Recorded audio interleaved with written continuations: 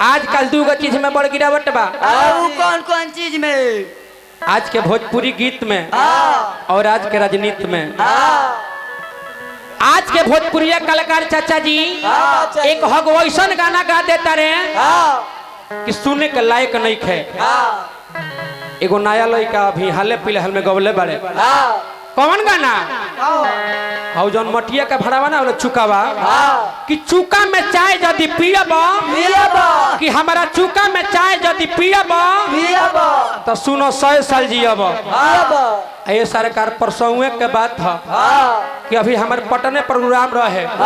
Programme में से लौट रही देखनी कि महावीर कैंसर अस्पताल के आगवा बैठ के रोवत रे।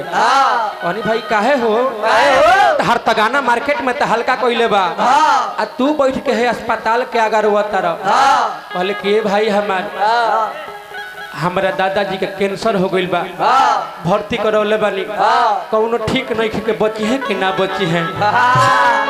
कहनी कि रे मर्दवा तारा लगे दवाई का फैक्ट्री बा आ तू है दवाखाना में आइल बाड़ा। जवन हऊ चायवा पिया के भड़ावा में तू गवले बाड़ा कि हमरा चुका में चाय यदि पियब 100 साल जियब। कहनी काम कर उहे चुकावा के चायवा अपना दादा के पिया द कि अमरे हो जा। धन हरे भोजपुरी गीत कि यार मुसावा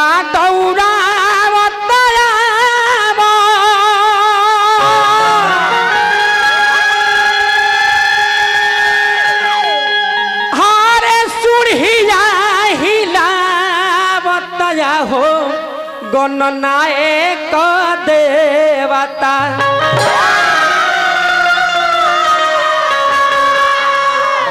इहो बड़ी पुरान धुन हो। पहले के औरत लोग आवत रहल। अरे तनी भाव में हो जाबे अजी भाव में। तू तो बुझाता कि सूट कभी अब कैला ह। पहले के लोग गावत रहल। पहले गाई कि अरे आहो ननदो के भैया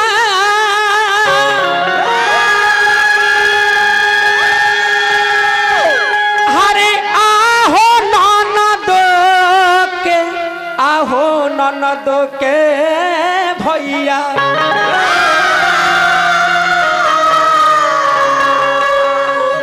रघुओ देहवा छुअला पर हीटिंग करता जी। रघुओ भीतरे बुखार रहता। कहले कि सुनी तो देहिया पड़ता अलदर जइया आहो ननदो के। अच्छा ये कितना सुंदर धुन बा। ई कहिया पुरान होई ई कहिया पुरान ना होई। तो यही धुन का सहारा लेके वो गणेश जी के बुलावे के बा कि यारे मुसावा तौरावत यावा तुहिया हिलावत या हो गणनायक देवता।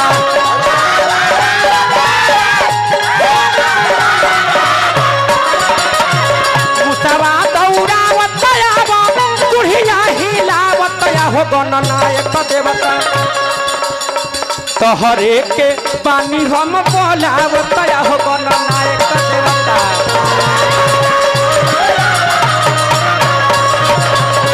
तोहरे के पानी हम बोलावत या हो गणनायक देवता।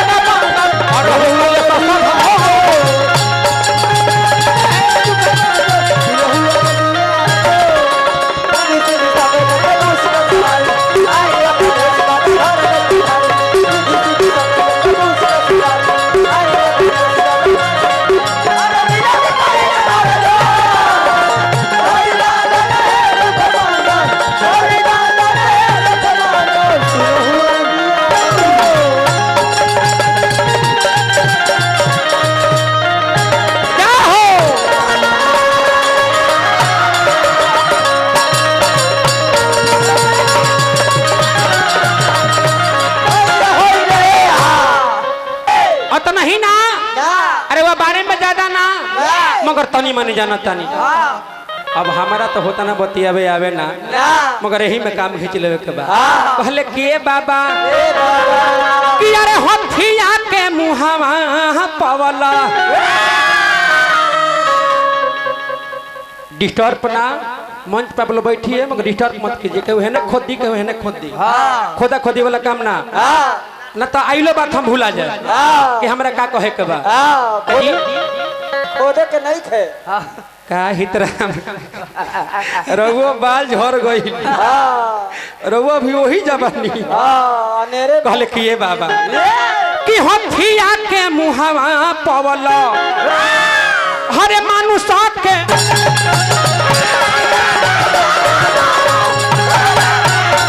सभते बाचा में पहले हो खेला पूजा नवा कहले के सरकार रौरे सरनिया पानी तीरा बाधु कावत या हो गण नायक देवता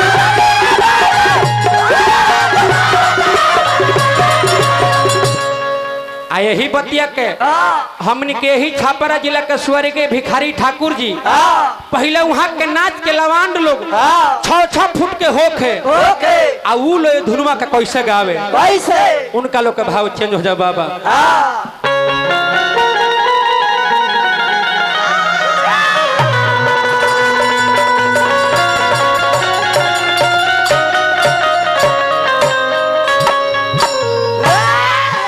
उ लोग अलग प्रकार से गावे उ लोग तनी पाउटी चले कि यारे रहू रे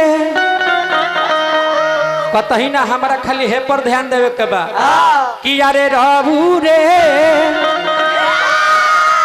हरे सरनिया